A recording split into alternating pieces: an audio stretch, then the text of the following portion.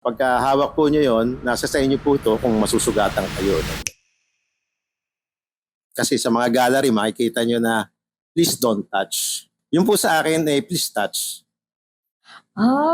Kasi alam nyo po kasi kung bakit.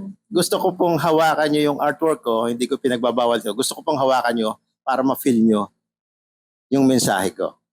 Ang nangyari nito is, kung gusto mo akong makilala, pakiramdaman mo ko.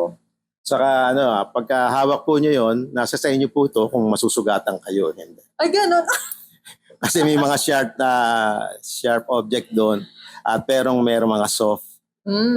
Pag pinifeel nyo po itong hawakan, merong talaga kayong mararamdaman. Dahan-dahan. Nakikita ko po kasi sa mga viewer, pag gusto nilang itouch, sabi ko, sige hawakan nyo. Hindi ko sila pinipigilan. Mas gusto kong hinahawakan nila. Para kita ko dahan-dahan sila.